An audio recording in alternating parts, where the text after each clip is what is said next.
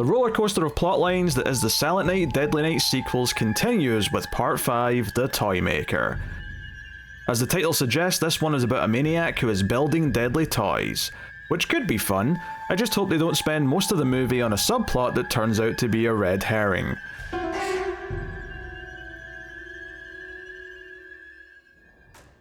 Welcome everyone!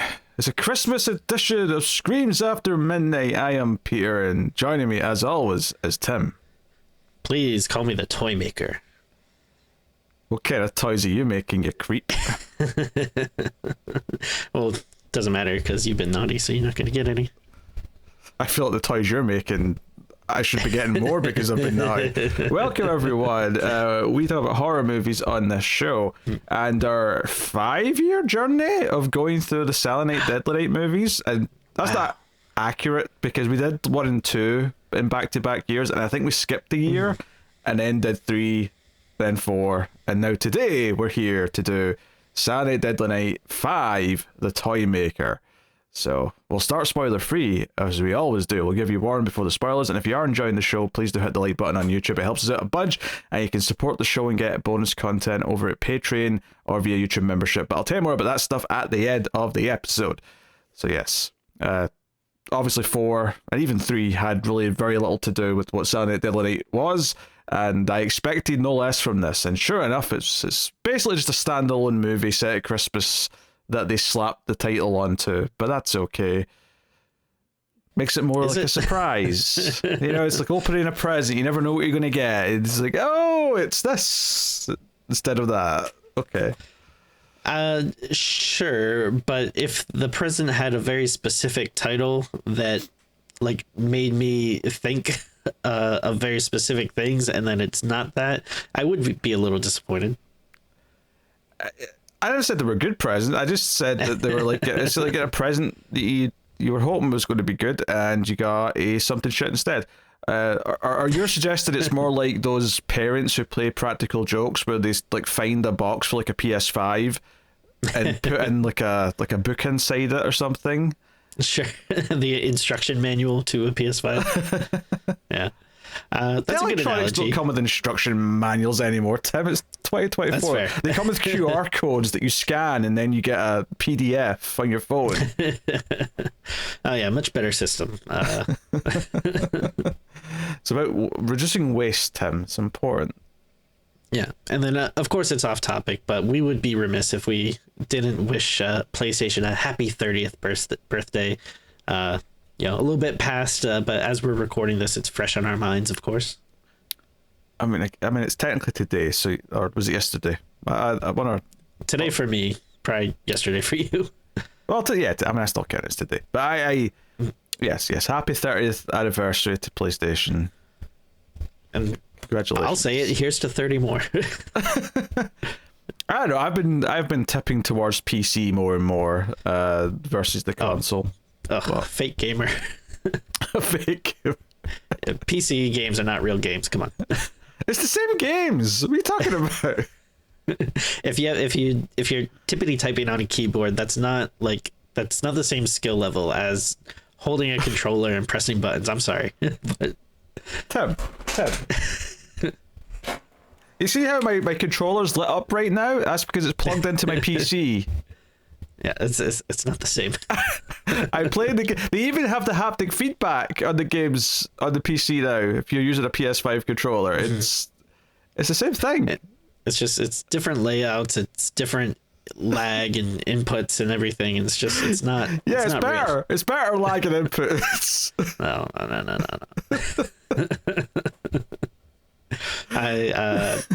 I don't take hard stances on a lot of issues, but this is one I'm pretty firm in my belief. All right, okay. What can I say? Like I'll enjoy the games being half the price. You enjoy your box. Hey, I'm glad to pay day one prices for video games that I don't play for 3 years. So that's a real gamer. How can I possibly argue with that? Anyway, see, I'm getting the vibe, Tim, that you're not that excited to talk about Silent Night, Deadly Night Part 5. That's just the gist I'm getting from this tangent. No. I am. But you know I love my tangents, and I had a some of the freaks on our Discord were well, they've been a little upset that we haven't been doing as many tangents lately, and I know some of them have been good, lads and lasses, and I thought as a Christmas treat, I'd put one right at the top of the show for them. You've not been on the Discord in months. What the hell are you talking about? Tim checks out the Discord like once every 4 months and says like one stupid thing and then leaves, and then never sees what anyone replies to him because he didn't check it again. Hey, I have eyes and ears everywhere, so I have some little birdies that swoop in and they see what's been going on. So I know when people are talking and the whispers and what goes on. Trust me, I'm everywhere, baby. All right. So I should probably say what Saturday Night Live 5's premise is, if I can. I mean, I feel like it'd be easier to describe it if I was going full spoilers, but I'm not. So I'll because it reveals some stuff by the end. Like it goes places by the very end. But I'll just say a young boy witnesses his father be killed by a toy a couple of weeks before Christmas, and there may or may not be someone sending out killer toys to people that are designed to murder them. But there's also like other things that there's a lot of red herrings. There's a lot of things. There's like other characters, and you're not really sure. They're trying to like really set up like, oh, maybe someone's a good guy, someone's a bad guy. Who is it? It's a weird movie. I'll say that. That was almost a perfect synopsis, except you left out one thing. The boy witnesses a little something else that night. Yeah, but it does. No, and I was thinking this at the start of the movie is what is it with all these Christmas horror movies starting with the young boys witnessing their mother banging someone? But it's very strange. But like it doesn't really play into anything in this movie, at least for him. Like I would say that sex is a theme in the movie, but I don't think the son character Derek, I don't think he ever has like he's just like mortified by anything because he's witnessed someone die. He's just got a stone look in his face the entire movie. That's all he's just in shock the whole time. I think the murder ends up like taking precedent over the sex. I feel like if the stepdad or whoever, or I don't know if it's supposed to be, well, I will get into it, but I think you're terrible, Tim. You're terrible. If the man wasn't murdered, then he probably would have ended up being traumatized by the sex and would have probably grown up to be a killer Santa. Just say the dad. Like, I know why you don't want to say it, but we're in spoiler-free territory. You can just say the dad. Okay. There was an unnamed gentleman lover that gets murdered. Yeah, and for the record, it's not like a traumatizing sex already. It's just a normal sex. It's just two adults having sex. A little too plain for my taste. I started to zone out. They're not really noticing the fact that he's going, "Mommy, mommy." So they're very like locked into what they're doing. I guess the thrills of passion's just got them entranced. But other than that, it's perfectly normal. Other than the fact that obviously, either way, you witness that as a young person, you're seeing your parents go at it. But other than that, perfectly innocent. Yeah. Absolutely. Anyway, yes, I guess Tim, the dogs are interrupting me. It's very rude. Tim, what did you think of Saturday Night Live 5? So I'd actually seen this before. I have a delightful little Blu-ray set that contains not one, not two, but three Silent Night Deadly Night movies, Tim, if you can believe it. You told us this when we did 4, and I'm pretty sure you told us this when you did 3, so go on. People like to know. I'm trying to be as thorough as possible, just in case Santa's listening and he knows I'm a good boy and I explain everything very thoroughly. So I'd seen this before, and I didn't remember much about it except for some of the bonkers stuff that happens in the end. And I mean, let's be honest here, this isn't a good movie. What we're if you can believe it. So what we're kind of looking at here, though, is like, is this good, though, as, a cheesy, bad B movie kind of vibe? And I don't know. I'm a little torn. Like I kind of feel, because obviously, on the show we talk a lot about, bad movies that we hate, but then also the bad movies that we love, and a lot of times it ends up being like the cheesy 80s 90s stuff that's kind of so ridiculous and over the top that you have fun with it.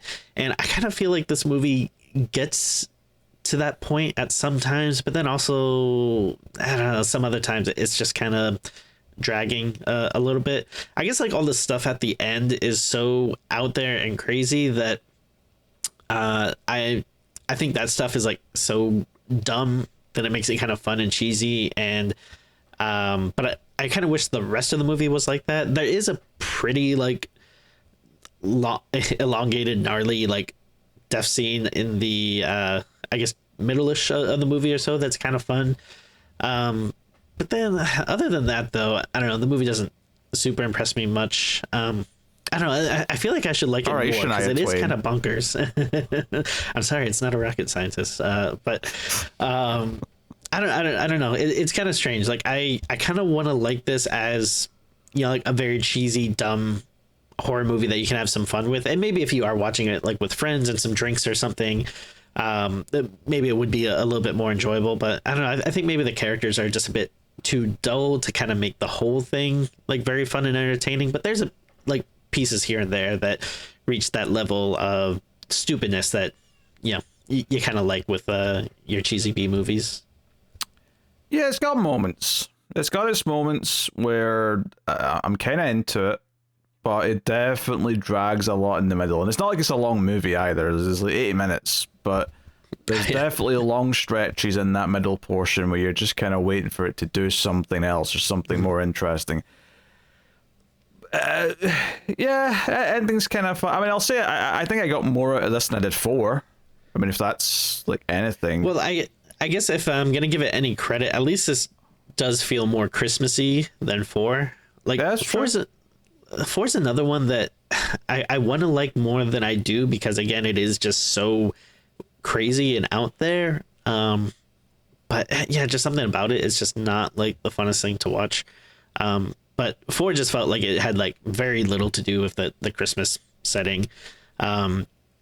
This is another one that again is in California, because I think 4 is in California as well. So we're not getting much of a Christmassy vibe. Like there's no snow or anything, but at least they are talking about Christmas, and you get Santas and toys and all that stuff. Yeah, it factors into the plot, so it's toys have been left as Christmas presents for people, but then they turn out to be deadly. Like there is, it does factor into what's going on at least. Whereas 4 is not just a bad premise. Yeah, 4 is just a witches movie that just happens to take place around Christmas, which would be enough if there was enough Christmas vibes there, to be honest. But it isn't, because it's like LA and it's everything's hot and sweaty, so there's very little to really feel Christmassy in that one. So I mean, that's fair. I don't even. I don't even know what to say before we get to spoilers, to be honest, other than just the characters are bland, like you said. There's not really a lot to them for the most part. There's no characters that are funny there or anything like that, even though they could be. I could easily see some over the top performances, and it's not that the acting's good either. I think the acting's very like, most of these actors came off daytime soaps. I can just kind of tell that kind of vibe from them. I mean, Mickey Rooney does have a role. He plays Joe Petto, and if that sounds like Geppetto, well, yes, that's intentional. He's the toy maker. And then, do you know the connection with Mickey Rooney and the franchise? What's Silent Deadly Night? Yeah. I can't say I do. I mean, I probably should have looked it up before, but I'm just going off of memory. But I believe he was like, when the first one came out and that people were like up in arms, they're like, like they're ruining Christmas and they're turning Santa into a villain, and it's like, immoral and blah, blah, blah. Well, I believe that Mickey Rooney was one of those people that's very like outwardly spoken out, speaking out against the movie, and had a lot of things to say. I'm not sure. I know I think he used to have a thing on 60 Minutes where like just complain about stuff, and I don't know if he had that at the time, or maybe he had something in like a newspaper, but I believe that there was something with him like being very negative against the movie. So it's kind of funny that they probably just gave a bunch of money and he was like, okay, fine, I'll do it. Well, probably not even that much money. Yeah, I don't think it's that much. Yeah, made for TV, Saturday Deadly Night 5. I don't think they were paying that much for this. Yeah, but I wonder if they did that solely because like it's funny, or if they were kind of like, oh, look at you going against your word and being in this movie you were so against or whatever. I guess that's slightly interesting. It does. If anything, it's just kind of sad. It's like, I mean, it's one thing for him to have that opinion, which obviously I disagree with, but it's another thing that his career's in such a shitty place by this point in his life that this is the sort of movie that he can do, and he can't turn down the paycheck, even though it's only 7 years after he complained about this franchise existing. I don't know. There's just there's like a sort of sad quality to all of it that none of it's particularly nice. Other than that, there's like no one worth mentioning, other than of course a cameo by one Clint Howard, who was also in the fourth movie in a much bigger role. I'm a little concerned that if I look at my letterbox soon, that Clint Howard's going to sneak up the rankings of how many movies I've seen, just because he keeps popping up in all these little roles in movies. Oh my god, I love that. He's like a disease. He just keeps spreading. Yeah. Sorry, I was trying to look up an article to see more information about that. I did find something that was talking about him like protesting the first movie, but it wasn't giving much more information other than that. Sorry. Yes. I'm sure he had a sign that said "down with this sort of thing." Yes, I'm sure. All right. Okay. I guess it's just time for spoilers. Because, I mean, one, I don't think anyone cares about spoilers for this anyway. I suspect out of all the movies we do, this is exactly the sort of thing that a lot of people aren't even going to bother watching the movie. They're just going to listen to us and find out what happened, because it's probably going to be more entertaining than watching the actual thing. So, and it's not even, and obviously, it was made for a cable channel, so it could be more violent or more raunchy. But it's also very neutered in that respect. Like, it definitely holds back on the violence or gore. It definitely holds back on the sexy stuff. Like, yes, there's like multiple sex scenes in this movie, but you're never seeing a goddamn thing. Yeah, I would say there's not that many kills. It doesn't feel like, it's a very high body count movie. I can think of like, what about like, I guess like kind of, well, I guess you have the one in the beginning. And then I can think of like two other ones other than the ending, but maybe I'm forgetting some.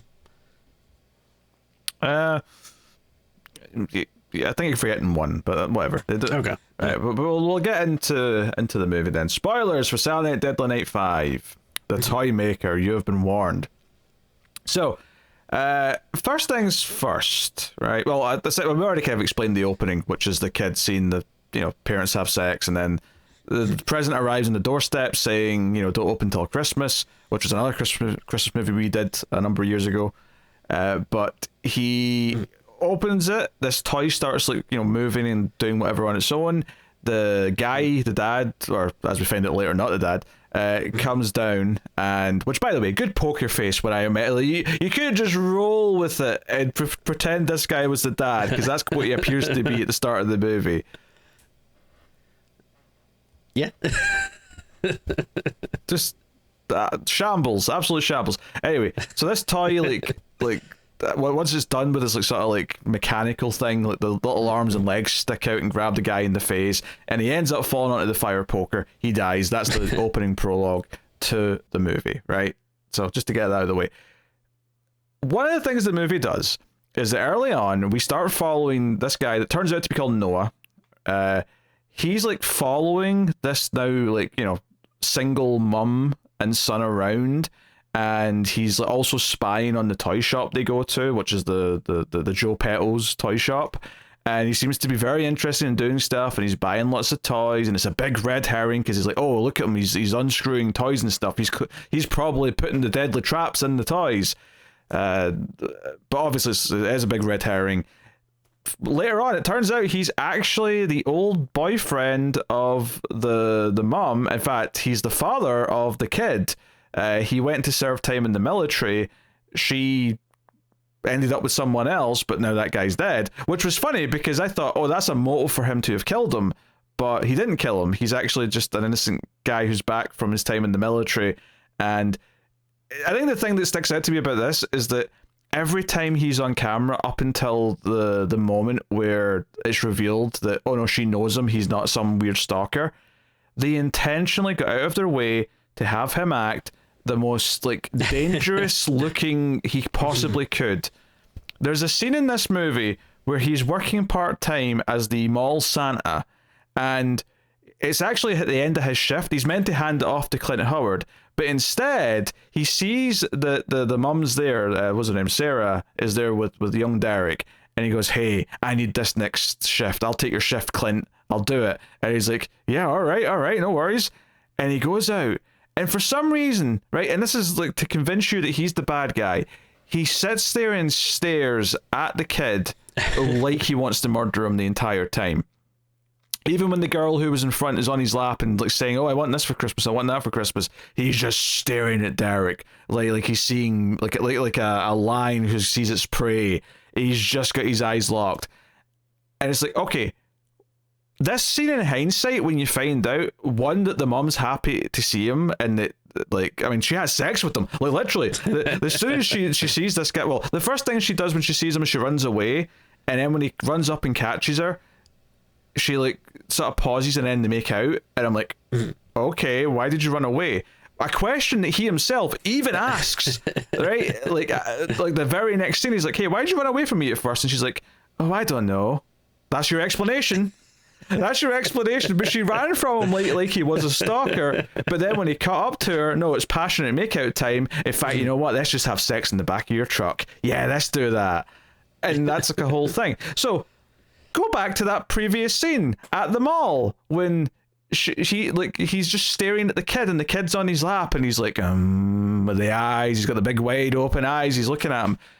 None of this makes any sense when you find out who he actually is. Like, okay, him being kind of awkward maybe because he's not sure if it's his kid or not, or if he's like, oh, I'm a bit nervous about going up to her after all this time, she's moved on or whatever, like what's happened, or maybe he's somehow found out that she was with someone that get, murdered or had that. Well, I think from the public perspective it was an accident. I don't think anyone knows it was a murder, but right, like, yeah, I could get him acting a little bit awkward, and maybe that's why he's not going straight up to them and talking to them. But the way he creeps around them when they're in the toy store and he's like hiding behind the various shelves, or he's, going around or like there's so much, or when he comes up and tries to come out of the house when the babysitter's there and he's really intimidating. That's every single thing with this guy says that he, like, the movie's telling you he is a villain, but you can't shake the idea that he's just a red herring.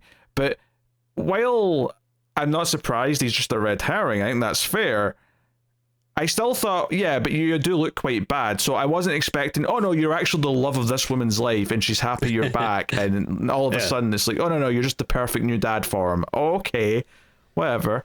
Yeah, anyway, that was a lot. I explained a lot there because, yes, ramble, Tim. Go on, you go. I don't know, it's all very needlessly complicated. Like, I feel like this type of movie, you don't need this mystery to it. Yeah, I don't really think it adds anything. And like you said, it's just strange because it's like, okay, so if, you want to come back in this woman's life and meet this kid that you think could potentially be yours, I mean, that's totally fine, reasonable thing to do, but why are you being such a weirdo about it? To the point where, yeah, if anyone sees you, they are probably going to get freaked out and like call the police because you're like acting insane. So it's very strange. I don't understand the point of it. And it definitely doesn't endear you to the character. Like, it's not like you're rooting for him at any point. No, I really don't know what they were going for, other than just it being a big red herring. But the fact that it turns out no, she knows him and she's happy to see him, and it's someone that she knows very well, is just such like a weird. Like, I'll be honest, there was a point in this movie where I thought, okay, he's a red herring, and my reasoning for thinking he was acting so weird is I was expecting him to be Derek grown up from the future. I legit was thinking that at one point, is that this is himself, and that's why he's like hiding, because oh no, they can't see me properly because I'm here to, like, I've come back in time to save them from this evil toy maker. Well, I mean, you're not far off from thinking about Terminator, because there are robots in this movie. Robots, the toys, robots. I guess they're close enough. Very humanoid, human-like toys. Oh yeah, we'll get to that. Don't you worry. I'm saving that though. Well, that's because ultimately, like, there's very little plot with what's actually happening with the kid though. I mean, fundamentally, it's just that he's freaked out because he witnessed a guy die. And the mum's just trying to cheer him up by taking him to the toy store, but he still just, sits still like he's got PTSD. She takes him to see Santa. He still has PTSD. He just doesn't respond to anything. He's just constantly being quiet.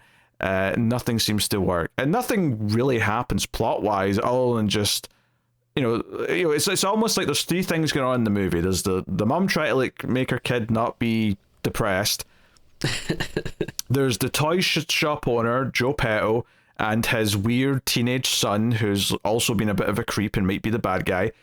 And then there's Noah sneaking around doing what he's doing, which is watching the mum and son, or sometimes doing his own investigation into the toys, as it turns out.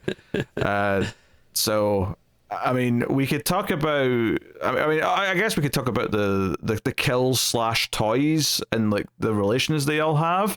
Because the first big one after the opening, which was, and we didn't really see what the toy was in that one. It was like an orb that sort of was like a music box that spun round and like a little head popped out, and then eventually arms and legs came out, and that's what grabbed the guy. The next one, the setup for the next one is really convoluted, actually. Like, it's really convoluted. So at the toy store, after the mum and son were there, and Noah was sneaking around, he's buying some toys, and then we hear that he's been buying a bunch of toys recently. And we find out later the reason why he was doing that is not to booby trap them, it's because he was actually checking to see if the toys at the store were dangerous, because he suspected that he was selling dangerous toys, because he remembered from years ago that this guy went to jail for selling dangerous toys that hurt some kids. Right. Sure, whatever.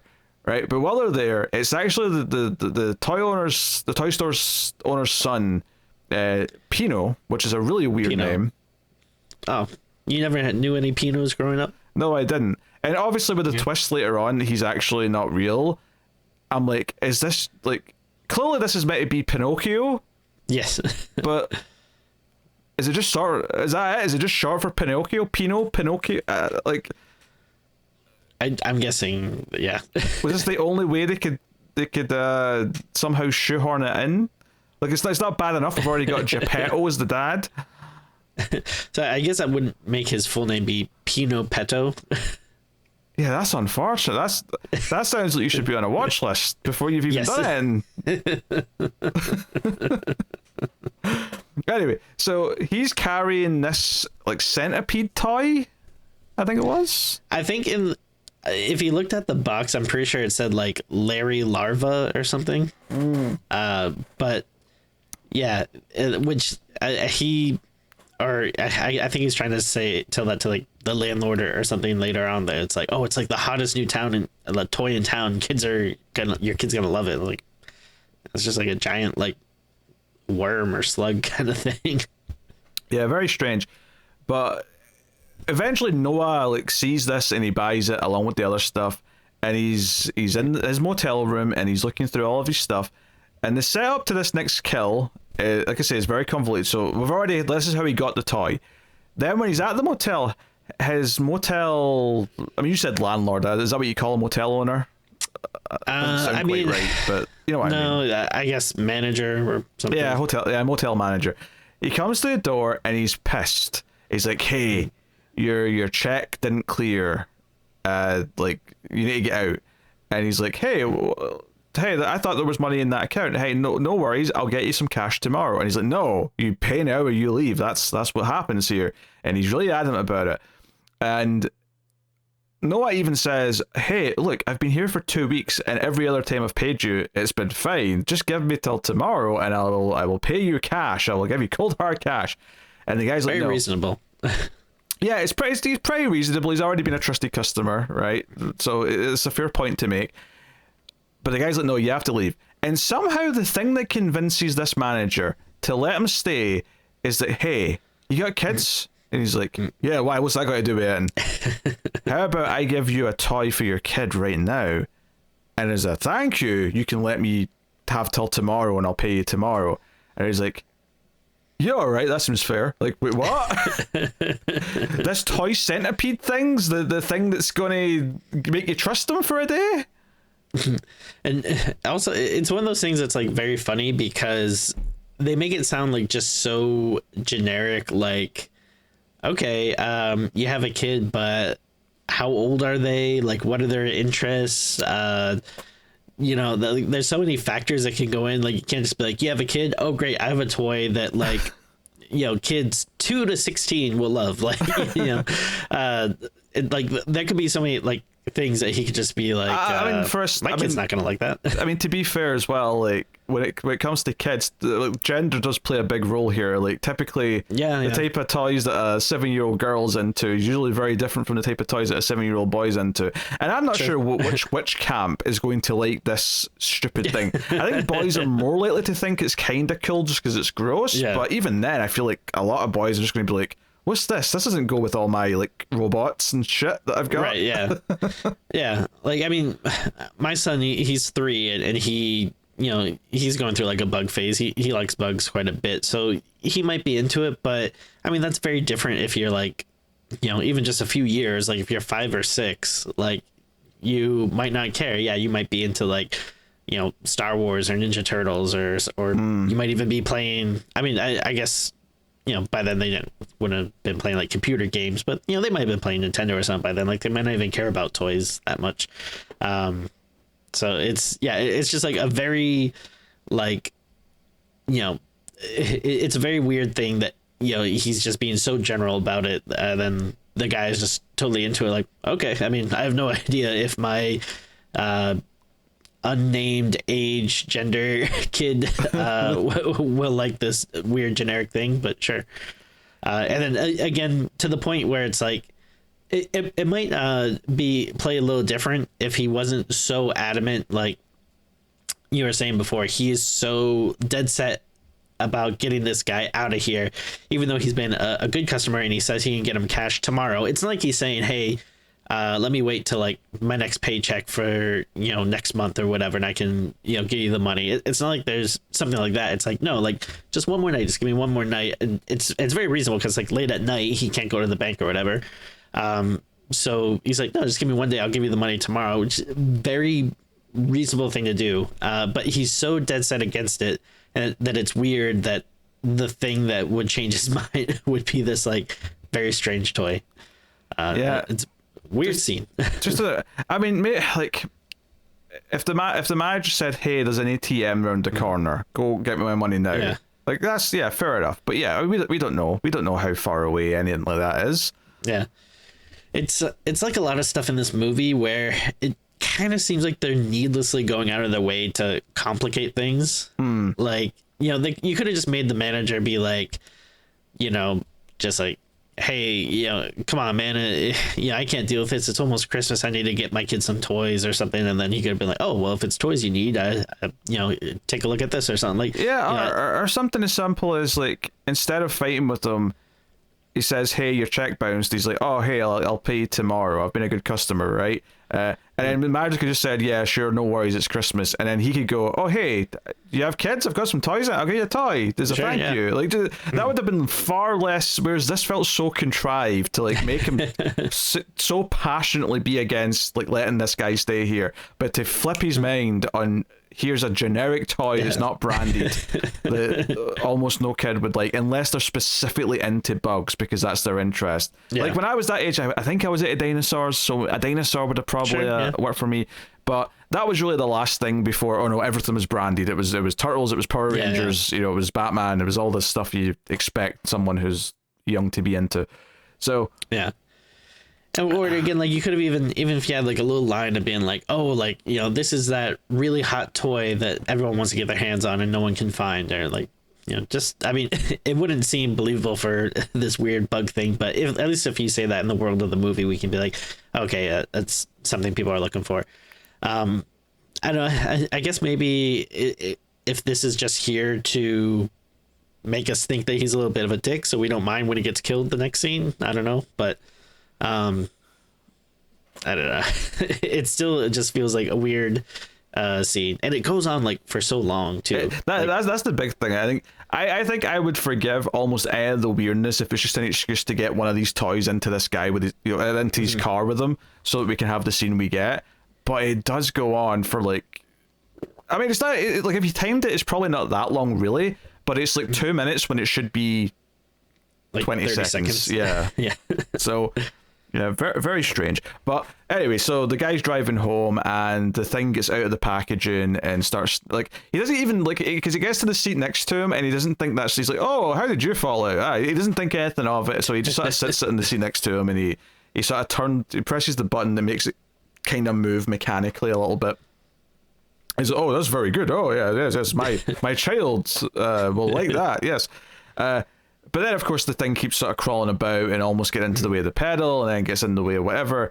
The big sort of set piece, though, is really kind of like when we get a prosthetic head and this thing crawls into... Well, it crawls into his mouth and it's still his real head. But you get a shot later on where it's like the tail's like sticking out of the mouth, but the head of this thing's like popped out of his eye socket. So you get this sort of prosthetic head with this... like, I mean, you know what? Okay, they put some effort into that. It's not... It's decent, yeah. It doesn't look ultra realistic, but it's a fun visual. Yeah. So, yeah, and then the car crashes and explodes. Of course, yes. Yes. Clearly, he wasn't keeping control of the car when all this was going on. So, for a low budget movie, I was like, oh, okay, get a car crash. Good job. It's a decent enough death. And then the next big present. So it's established early on that there's like a neighbor who's friends with the mom, and she's got a son about the same age, maybe slightly older than the yeah, kid, I forgot about this. Okay, yeah. Right, and there's another present left at the front door saying for Derek, don't open till Christmas, and the mom just assumes it was the neighbor doing like a nice little gesture. Turns out later that's not the case. Now the kid is so terrified because the last time like an anonymous present showed up in the door, it ended up being this deadly thing that killed the guy. So Derek just tries to like throw it out the window, and he eventually just sort of sneaks outside and like throws it in the trash and goes back in. However, the neighbor's kid sees this big Christmas present go into the trash and thinks, oh, I wonder what that is, and goes over and just takes it for himself and opens it, and it ends up being some rollerblades, which, now to be fair, these have been tampered with, so I guess it makes sense in this case, but it always bugs me in movies when like kids get toys or something like that, and they open the box and they're just kind of loosely in the box and kind of fall out. I'm like, nothing gets packed like that. Everything comes with either styrofoam or cardboard sort of like, around it to hold it in place, and it's always much whereas in movies they always just sort of like have everything fall out of the box. It's, I don't know, I think ready to go. The thing I'm thinking of Jingle All the Way. Like, I mean, I kind of love that movie, but like, there's this thing where like when they open a box, like the toys just kind of like, I'm like, no, there's usually like a plastic shell that has them locked into place. Like, I don't know. Anyway, they always have like these little like kind of like rubber band things that are like around the hands and stuff that you have to like snip off, and not quite zip ties, but they're sort of like twisted. Yeah.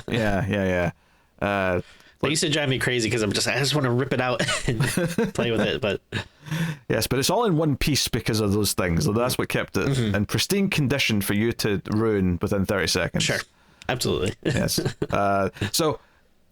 So this kid puts on the rollerblades, and it also establishes in this scene some characters for later. There's like a teenage girl and her boyfriend, kind of like, like older teenagers, walking down the street, making out.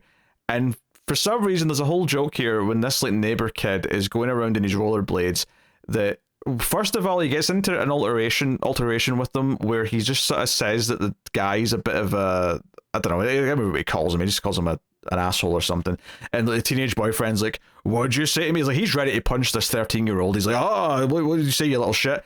And the girl's like, no, focus on me, let him just go away. And then a little bit later we cut back to them, and the 13-year-old neighbor kid comes flying down the pavement at the couple as they're kissing, and the girl notices at the last second and sort of pushes the boyfriend away so that he goes, the kid just goes between them. But I'm like, I mean, what did you think was going to happen if he didn't push the button? He's just a 13-year-old in rollerblades. Like, I mean, yeah, it would be awkward, but it's not a car coming to hit you, right? It's a 13-year-old. Like, it wasn't a life or death moment. If you just stood your ground, he would have just awkwardly fell into you, or he would have had to have, pivoted around. Like, I don't know, but they treat it like oh no, we're going to get hit. Push. Anyway, the death, or it's not actually a death technically because he ends up surviving, but the rollerblades have like rockets in them that go off on their own after this bit. They go like turbo. They go turbo and there's like sparks coming out of it, and more impressively is they don't just keep going in the same direction. At one point they make him spin around, and I guess that's kind of fine because if you had your feet angled a certain way they would make you spin around. The big problem I have, though, is that after they spin him around a bit, like on one of the driveways, they somehow send them going back out into the road backwards, which means they have to be shooting out the front instead of the... So, it's that... I'm saying the physics here weren't up to snuff. They were a little bit suspect, if you ask me. I don't even know what kind of super genius... this Joe Petto has to be to program all this. Well, I mean, at this point in the movie, we don't know for sure it's him, but obviously we know from later. Yeah. Well, it technically isn't him, actually. Okay. I'm sorry, did you not understand the ending, Tim? No. Wait, was it? It's his son. It's Pinocchio that's doing all of it. I guess that would make sense if he's a robot that he'd be smart and could program this stuff. Well, that wasn't really my point. It was just my point was it's just not Joe that's doing it technically. Sure. I'm not saying this explains how, because these rocket rollerblades aren't even the most silly thing that later on there's toys that have got so much maneuverability and they change and do new things, and so some of the toys this thing is built are so advanced for the technology of the time. Yeah, for a while I was wondering if there was gonna be some magic angle to it. Yeah, they're more like Puppet Master at a certain point where they seem like they've got a life of their own. I mean, only in one scene really, but that scene later on with the couple really felt like, oh no, they're just doing stuff. This isn't just one thing they're programmed to do. They're just acting things out. So we'll get that into a second, but just to keep on track with the rollerblader boy here. So again, this isn't another weird thing where I feel like this should be more fun than it is, because just having a young kid that's a little shit for no apparent reason, that should be over the top and fun. And then deadly rollerblades, I feel like there's a lot that you could do with, but I don't know. I guess it's a little fun when he's yelling at the older guy and he's losing his temper, but it doesn't really go anywhere. And then the actual rollerblading stuff, it's just it's just kind of him going around in a circle and stuff. It really feels super threatening until he goes out into the road and gets hit with a car. That's obviously how it ends. I think it's all just execution. I think on paper everything that happens here sounds like it could be hilarious, but I think you needed more close-ups of his face as he was yelling and scared. I think you needed it to be just feel a little bit more over the top. I think because when it started, I started to chuckle and thought, "Oh, this is going to be good," and then it was kind of a letdown with just how it just never quite crossed into the line of actually being really funny, or over the top enough that I was into it, which is a shame. But yeah, it's kind of the overall feeling of the movie. There's a few parts here and there, but overall I'm just watching it and kind of going I feel like this should be doing something more for me, and it's kind of a shame that's not. Yeah, because then the other big thing of course is the couple. So that girl and the guy that were kissing out in the front, she ends up being Derek's babysitter later on when the mum's at work all day, and when she finally gets him to sleep, her boyfriend shows up and says, "Oh, finally. Right, we don't have much time till his mum gets back. Let's go have sex in the other room." And before we get to that, so earlier we have the scene with her where Noah comes over and he's trying to get inside. At first he's talking to Derek, and then the babysitter actually steps in and, very smartly is like, no, get back. Like, you can't come in. We don't know who you are. And again, it's just funny. He's like, doing everything that you think someone who is like a creep just trying to get into the house. Like, he's saying all this stuff like, no, I'm a family friend. Like, trust me, like your mom knows me and like blah, blah, blah. And it's like, oh yeah, that's like all this stuff they warn you like not to listen to strangers when they say.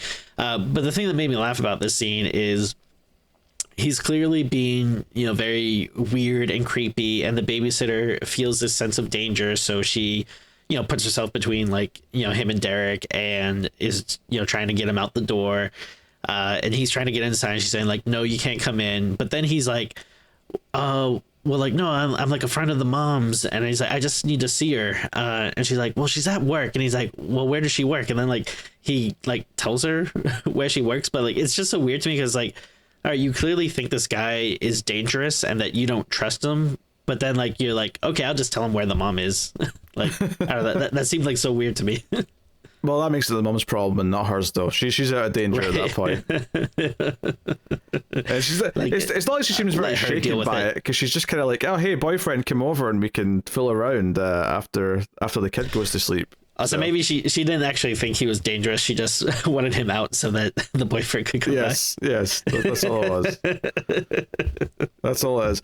Yeah, because this is the thing. So as that happens, as the boyfriend comes over and they start like getting kissy and whatnot, that's when we get the scene in the car park where Sarah, the mum, runs away from Noah, bizarrely, and then turns out, oh no, wait, let's just make out and then have sex in your truck because we know each other and we've been in love for a long time, or blah blah blah, right? Because it does this thing where it intercuts between the two sex scenes. So the sex scene with the teenagers in the house intercuts with the sex scene of them in the truck, and it's like, I don't know, it's almost like, I think it's supposed to be funny because it's like the adults are having sex in the truck and it's kind of like, oh, the hands going up past the stockings and it's all very sensual, and then it cuts to the teenagers and the teenage boy's like, I can't get the bra home, and he's like trying to bite it and he's like, I can't get into it, and it's like, okay, like, was this supposed to be funny? Anyway, it appears at this point that Joe Petto has dressed as Santa and is broke into the house, and he seems to leave a bunch of toys from his toy sack at the door of this bedroom where the couple are having sex. And then eventually the girl notices all these toys sitting on the floor and says, wait, how did they all get there? And the boy's like, they were probably there when we just didn't notice them, we're too busy, so let's just keep having sex. And that seems to work. And she's like, yeah, let's just keep having sex. But then the actual sort of like main crux of the scene is that as they're having sex, and I use that term loosely because they've still got their underwear on this entire time, but they're really into the foreplay. The foreplay for these two really is a big part of the experience. As that's happening, toys start touching them, and it's the joke thing where the guy's like, oh, you'd never touched me there before, and it's like a toy's hand up his ass and whatever else. And then eventually must feel very realistic. Oh yes. But then eventually, of course, the toys attack them, and it's like this one with like saw blades and the stuff, then it's like digging into the guy and there's blood and there's like a little monster mouth that comes out. And I thought they were doing the thing, I was like, because she ends up in the corner and her legs are kind of split apart and this monster mouth's chomping towards her, and I thought, oh, that's kind of funny, they're going to do a shot where it's like sort of chomping at her crotch. But then when they cut back to her, because it sort of feels like it's about to do that, it cuts away and it cuts back, it's like chomping on her thigh, and I'm like, you didn't even do the obvious like funny joke of it being the crotch. Like, what are you doing, movie? What are you doing?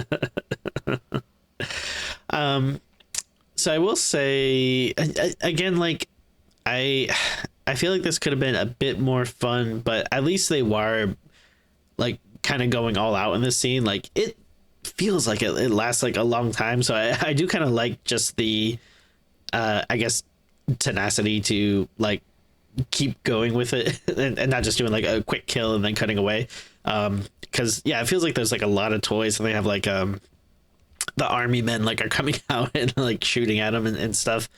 One's got a laser beam, I thought, because this is the point where I was like, these all have like technology in them that I just don't buy. That this guy, or what later turns out to be the automaton, is able to put in them. Yeah, because it seems like he's working at like a kind of, an old fashioned like mom and pop toy store. Like it's not like he's like a research scientist at like some big toy manufacturer or something. You know what I mean? Like, yeah. You don't think he would, like you say, probably wouldn't have that level of technology. But I thought this could have been better, but it wasn't a bad scene. No, it's not overall. It's not the standout by any means, but it's got some flirtations with fun.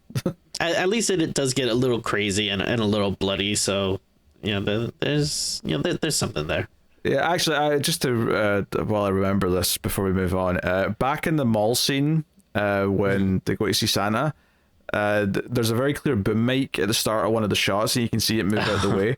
I just wanted to mention that. I even I blue skied a photo of it because I thought it was funny. So yeah, the boom mics and the shots. Which, to be fair, I've seen good things make that mistake, but because of the level of quality of this overall, it's just a little bit more embarrassing. Like, oh, you couldn't even get that right. To be fair, I've seen boom mics in real life too, so it's like they are out in the world. But over like straight, like, people have got cameras pointed at them, have boom mics over them. Yes, you're not just like walking around and see people holding boom mics over people for no reason. Well, I mean, depending on where you go, That's illegal surveillance for the sounds of it. Why are they recording your conversations, Tim? They must think that they're quite witty and urbane, I guess. All right. Anyway, so what seems to be Joe Petto kidnaps the boy and takes him to the toy shop. He actually puts him in his Santa sack, which I thought was funny, to be honest. But when the mum and, as it turns out, Noah the dad arrive back at the house, the babysitter's still just alive and comes out covered in blood, and she's like, he took him, the Joe from the toy store, they took him.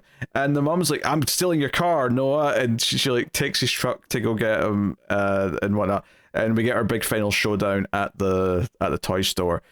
So I should probably go back and talk a little bit about the toy store guy's son, because obviously that's a big part of this. Yeah. Yes, Pino. So he's kind of awkward. Like he's kind of feels like an emo teenager. There's the only real notable thing, though, other than him trying to give a toy to the kid early on, is that he at one point sneaks into their house and hangs out and looks through stuff, and he hides in the closet and he kind of pops out at them whilst they're there, and it scares them, of course, and the mum goes to speak to Joe Petto and says, hey, your son was in my house, this is not on, I'll go to the police next time, blah blah blah, right? And it turns out the reason why he was doing that, right, at the time Joe explained that they used to live in that house, and I think he was just wanting to go back there. As it turns out, though, it seems like Pino wants to be like her son, like he's decided he wants her as a mum, and that's why he was sneaking about the house. Yeah, so I was curious about this. I'm not sure if I missed something, but was there a specific reason that, they were being targeted, or was it just like she walked in the shop and he saw her and was like, oh, okay, she could be a good mom? It's a bit of both. I think they are living in their house, because it's the big backstory with Joe Petto, as we find out, is that he was married and his wife was pregnant, and there was a car accident that killed his wife and unborn child, and that's when he went off the deep end and he did some deadly toys that got him in trouble. Right, but presumably that's when he was living in that house and they gave it up, and he's back in his toy store and whatnot, blah blah blah, and he obviously at some point, as we find out, built himself a son. He built Pino, which is his Pinocchio, and so the big way it's revealed here towards the end, because they have a confrontation at one point, because every time we cut back to Joe Petto and his son at the toy store, he's like drinking whiskey or booze, and he's getting drunk, and he's always threatening to hit him, and it really makes Joe look like he's the villain of the two, like he's like this mean father character.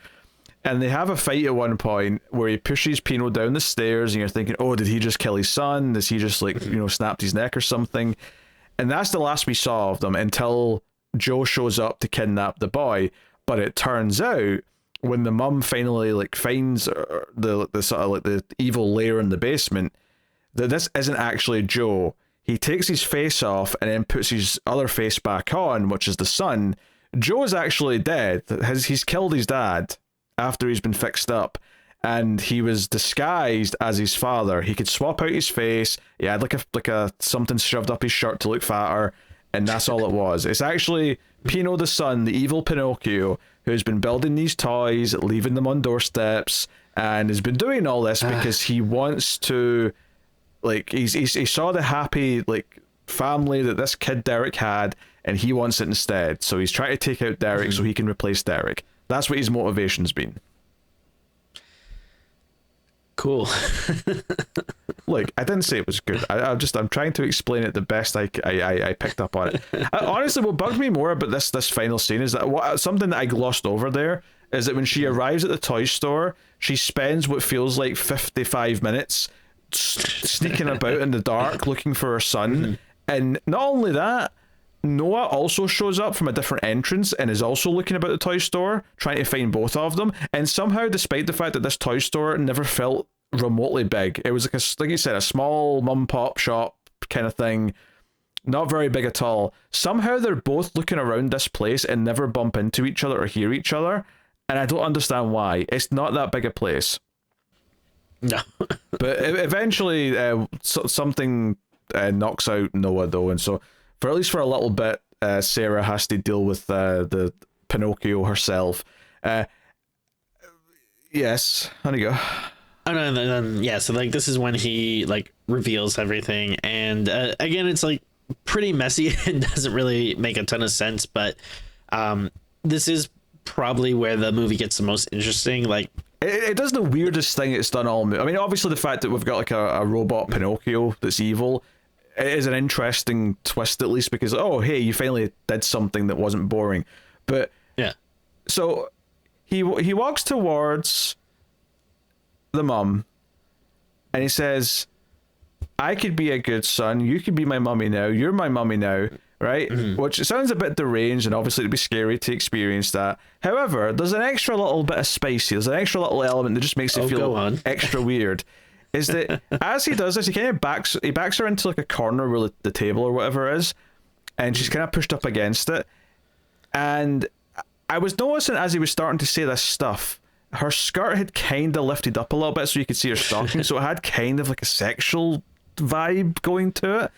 And at first I thought, okay, I don't want to say it's accidental in terms of like the filmmakers, like I'm sure they did it intentionally, but I wasn't necessarily thinking they were going for something sexual from his motivations. However, as he then started saying, you're my mummy now, over and over again, the robot starts thrusting into her, even though he doesn't have any genitalia. Yeah, because I think a little bit before this, for some reason, he pulls his pants down to show that he has nothing there. He completely strips off to show the full body, which has got like a sort of wooden, like sort of, like a puppet kind of look to it. Yeah, but it's just like a mannequin or something that you would take down and there would be like no genitalia. Yeah. And at one point he even says, oh, he could build almost anything, and then he looks down at his crotch and goes, well, almost anything. But yeah, it's hard to build a dick, it's just, even you just go buy a dildo, just shove a dildo on it. But it just him thrusting in a sexual way as he yells, you're my mummy now, is so deranged that it is easily the most memorable thing of the whole movie. Oh, absolutely. Like I was laughing a lot at this part because it was just that kind of like lurid, sleazy thing that they throw in these movies that like there isn't really any reason for this, because like you said, he's coming at this like from the perspective of like, oh, like I'm a child that needs to be taken care of, and you can be my mommy. And then it's like, yeah, why is there all of a sudden like this weird sexual angle to it? But that's what kind of makes it very like weird and memorable, I guess. So it's almost as dumb as it was, I was laughing. Yeah, it's almost like he's the one that saw her have sex at the start of the movie and sure, it started yeah. something in his head, but he didn't. It was the boy that saw it. I mean, maybe he was also spying and liked what he saw, but was confused by it because he's not a human. He's confused or something. But yeah, it's a very, very strange scene. Ultimately, though, Noah comes in and like swings an axe and cuts off an arm. There's a bit of a struggle with it, but it gets chopped up. Arms get chopped off, legs get chopped off, and yeah, pretty much it. And the kid was just hiding in like a sack somewhere. So this is just another weird thing about the movie where it feels like the scene takes forever for some reason. Where, all right, so there's like, I guess 3 different Santa sacks that are hanging up, and the kid is in one of them. And for some reason, Pino doesn't seem to remember which one, because he says he has to kill the boy so that, he can be, the one true son, I guess, of this woman. Which I mean, I feel like there's like a lot of logic here. People are probably gonna wonder, hey, what happened to your real son, and why do you have like 20-something-year-old robot son now? But whatever. So she's trying to convince him, like, no, like, I'll do whatever you say, like, just don't hurt him, like, you can come back and be the mommy. But then he can be the mummy. What? Yeah. Or no, she'll be the mummy. She'll be his mommy. Whatever. Look at me. I'm the mummy now. Very good. But like, as they're having this back and forth, though, he's going to the sack and like cutting into them, and each time he cuts into one, like all these presents fall out, and it's just so dumb because it's like so long and repetitive. It's like, no, don't hurt him. I'll be your mom. No, please don't. Okay, but no, actually, I do have to kill him, and then let me cut into this sack, and then it's like, you're the one that put him in the sack, right? Like, you should know, like, which one it is. Like, it feels very strange and just trying to like stretch it out for no reason other than to make the movie longer, I guess. Yeah, it's just padding, and I think that's maybe the biggest problem the movie has, is that there's a lot of padding. Even though there's moments that technically should be a fun time, some of them just don't quite hit the mark, so they're a little bit disappointing and just in and of themselves. And then there's so many scenes that feel like they take forever to actually get to the point. And maybe it does feel like a problem with some TV movies where it's like, nah, you had like a script for like a 40-minute TV episode and you padded it out with just fluff to get it to that 80-minute, 85 minutes. So that with the ads or whatever, I mean, admittedly it was a cable channel, but it would hit a 2-hour block of time with ads kind of thing. That makes sense. Yeah. So yeah, it's not very good. And obviously, like, Derek at the end's like, wait, who's this guy? Who's this fella? And she's just like, I'll tell you when we get home. Don't worry about it, right? It's a lot to take in. I haven't really talked about Derek. I mean, there's nothing to say. He just stares blankly and is scared by everything the whole movie. Yeah, and then I never really understood if this was like a new thing for him, like if he was so traumatized by the death at the beginning that he like became mute or something, because he doesn't really talk like the whole movie. He's just, like you said, he's kind of just usually staring and like not saying anything. But then we don't really know what he's like before or whatever, so I wasn't sure if this is something that just happened, or if he was kind of like always, maybe like I'm sure he probably wasn't this traumatized before, but maybe he was like a social, quiet kid, I don't know, but he's just very boring. My guess is that he had more lines of dialogue in the script. The director heard him try to act and said, you know what, you're now a quiet character who just stares awkwardly. Sure. And that's how they get around it. That's my best guess for you. Yeah. Yeah. I mean, yeah. Look, it's this weird thing where the only reason why this even is looked at typically nowadays is because it happens to say Silent Night, Deadly Night 5 on the title. Right. Oh, sure, yeah. And because of that, for completion's sake, and to see, what did they do with the franchise? We have to see how weird or crazy it got. That's the only reason why 4 or 5 will ever get watched. 3's kind of like in between in a weird way, because 3 obviously has moved far beyond, but I think 3, out of the 3 non-real sequels, three's the one that I think was the most entertaining and weird, so it got away with a lot. It goes in a different direction, but at least it's still like the the character from, like, it still has the ties to the other movies, Was it the character from? I don't remember. I remember a telepath and like a weird brain thing. It's been a while. Well, because it's like the guy he was in like a coma or something in the hospital, and then he wakes up. But I could be misremembering it, but I thought he was supposed to be the character from the first movies. So like they're obviously doing something different with him, but at least there's some connective tissue there. But then I think by the fourth movie, it's too late to just go in a complete different direction.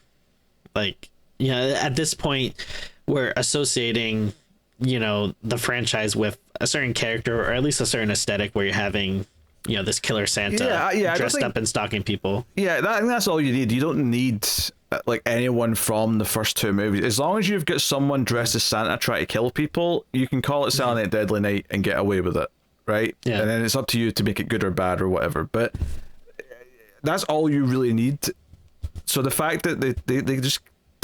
I mean, you can tell that these movies weren't written as Silent Night, Deadly Night movies. You can tell these were just random different things that they just slapped the titles onto. I almost would be willing to bet this was just called The Toy Maker, and then someone said, hey, it's set at Christmas, just call it this. Yeah, no, that makes sense.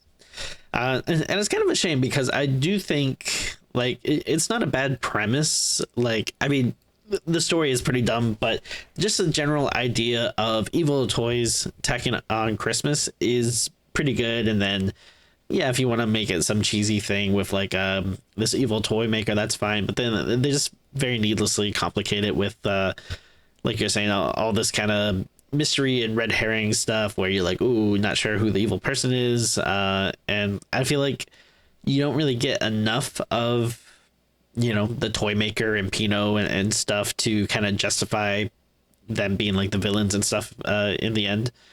But yeah, it's a shame. It could be a lot more fun than it is. Yeah, all the Noah stuff where he's creeping around and like following them or investigating the toy thing, it's just such a weird, and it's so much of the movie as well. Like it's a good part of the first like 2/3 of the movie, and it's just such a weird choice to try and create more tension and drama, which maybe further goes to this idea that it was originally meant to be like a much shorter thing that they tried to pad out and do whatever with. But anyway, Tim, what's your scene of the movie? I mean, it would be the end scene with Pino revealing himself and like dry humping the mom. Like, I don't know, it's so dumb and over the top, but that's the weird thing. You can't even feel like, because he has no parts and because technically nothing's actually happening to her. It's like he's literally just in front of her, just moving like that. Like there's nothing like going on. Yeah, like obviously if this was happening in real life, it'd still be terrifying. But the fact that he doesn't have any genitalia or anything makes it, I guess, a little less icky than if it was a real person doing that. Then you would just kind of feel like, oh, that's upsetting to watch. But it's still icky in a sense, but it's but it's like, you feel free to laugh at it a lot more, I think, because there's no... It's so ridiculous at that point that it's like, oh, okay. Yeah. I have to pick the same scene. It's easily the most memorable thing in the whole movie. It's the one point where I started laughing and like, oh, this is actually doing something batshit now, and I'm kind of all for it. If they had committed to having like a killer Pinocchio the whole movie, sure, like just have him be the Santa dressed up that's going around killing people, and then just have the insane twist that he's not actually a human at the end. That would have been a perfect like B-movie nonsense sequel. Yeah. And it's kind of weird that like, this is a Christmas movie and there's a very famous, Christmas character that like makes and delivers toys. I mean, I guess maybe the elves technically make the toys, but whatever. But like Santa is associated with, toys. So you could just make it a Santa riff. So it's weird that they're like inserting this whole Pinocchio thing, that it's like, okay, well, Pinocchio's not like a Christmas thing. No, that's true. But it doesn't feel like a place at Christmas, I guess. People go see pantomimes and stuff. I think Pinocchio is one that they sometimes do for like, plays and stuff at Christmas time. Sure. Yeah. All right. MVP of the movie? Yeah, it's always kind of hard sometimes with movies like this, but I guess again I'll have to give it to Pino. He's not in the movie much, but he's so over the top that it's entertaining. He has a stupid name, so that's kind of funny. And then yeah, all the stuff he's doing at the end is just so like cheesy and chewing the scenery, but it's at least entertaining at that point. Yeah, I don't know what you go with for this. I almost think that the motel manager had the most fire of any character in the whole movie. Sure. So part of me wants to say him, part of me wants to just for the joke's sake say Clint Howard, even though he's barely in it. It's a fun face to see. Part of me wants to say, I don't know. I guess I will just say... I was going to jokingly say Mickey Rooney's character, Joe Petty, or just because there was kind of like a line blurring where I'm like, is he a drunk because he was drunk on set, so they just wrote it into the movie to make it all make sense? Because I feel this is the sort of thing where you're like, oh yeah, he'd be like the out of his prime actor who's miserable that he's doing this shitty little horror movie, so he's just showing up to work completely sloshed. But yeah, so. It's kind of funny you said, or at least it sounded like you said Joe Petty, which kind of sounds like you're mixing Joe Petto with like Joe Pesci, like thinking of like Home Alone. Joe Petto. I did mispronounce it and say Petty instead of Petto, but yeah, that's fine. I mean, Joe. Hey, if they got Joe Pesci to do, I mean that would be just chef's kiss. Like I feel like he would bring a lot to the role. At that point, it'd be a Home Alone sequel because it'd just be him trying to murder Kevin with like gadgets and stuff as revenge for everything he's put him through. Yeah, I mean, he goes to jail. He takes out a few books on engineering. Gets some type of robotics degree from jail college or whatever, and comes out and starts making these nasty toys. It writes itself. Yeah, talk about franchises that went off the rails after the first two as well. Dear Home Lord. Alone. Yeah. Well, luckily we'll never have to talk about those. No, well, on this show, I had to do them all in collector's cut, you son of a bitch. And you've not seen Home Alone 4 or 5. You don't know the pain. Those aren't those are like the made for TV ones, right? 5 definitely was. I think 4 was originally going to be a pilot of a TV show, and then they didn't do a TV show, so it was just a movie. Okay. And 5 was a made-for-TV thing from like 2012, and then 6 was a Disney Plus one. Okay, I saw that one. That one was horrible, from what I remember. It's better than 4 and 5. I'll take your word for that. Yeah, you'll take my word for it. I think I'm being accurate with that. Yeah, rough times. Anywho, what was I going to say? Hi, rating. What are you rating the movie? I mean, I can't really say I like it, but I mean, there were a few fun moments here and there, some interesting ideas and kills. So I'm not going to go like super low, but I think I'm just going to go just a little bit down the middle, and I guess I'll say a 4.5. It's not the hardest watch. It does drag a little bit and at points, but it's not like super long, so it's not that terrible. But I mean, there's enough there to, I guess, make it a little memorable and have a chuckle here and there. So it's not like completely painful, but yeah, there isn't really much that's good that I can say about it. Yeah, I think that's maybe. I feel like 4.5 seems too high to me. I would say it's just bland and dull enough that 4's kind of the ceiling. I could also argue a 3.5, I think, as well. I don't think it's like offensively torture to be down at the 3 and below territory. So I'll just go the flat 4 and leave it at that.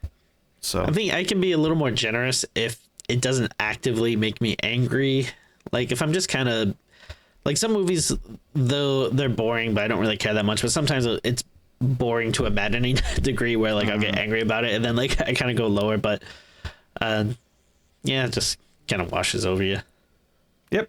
Well, there you go.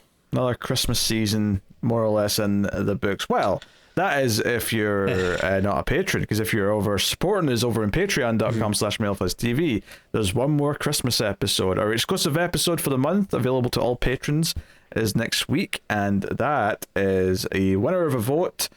We're doing a movie called The Mean One, which is a killer Grinch, judging from the poster. Yeah. There's one bright side, I guess, is I do think, I mean, I could be wrong, but I think the Grinch is played by the guy that does Art the Clown. I could be wrong about that. Oh, okay. All right. Yeah. So maybe he'll bring a little gravitas to the role. Yeah. A bit of gravitas. Or buries in some gravel, maybe, if we really need it, perhaps. Yeah, so that's a exclusive episode to patrons next week, and then next time we're with you will be after Christmas, and we'll start chipping away at the big list of 2024 movies that still need done, and that'll be the next several months of the show. So look forward to all those getting covered. There's some good stuff, there's some bad stuff. Well, there's potentially good stuff, and there's stuff that I'm presuming is going to be bad. I could be surprised here or there, but I feel like, yeah. At the very least, I'm excited because I think it's all interesting stuff, more or less. Yeah, all pretty much interesting. So yeah, you can support us on Patreon and get an exclusive episode every month, and this month that's an extra Christmas episode, which I think hits right around Christmas, like right before Christmas. It's just a couple of days before.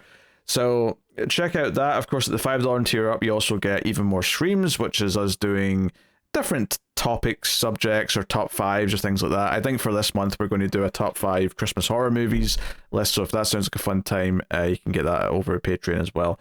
But that is the show, everyone, so thank you very much for joining us. You can like, subscribe, ding the bell on YouTube. You can let us know what you thought of the movie if you happen to have seen it. I doubt you have, but if you have, you can let us know in the comments. But that is us, so thank you once again for watching or listening. We always appreciate it. Keep watching scary movies, and we will see you next time.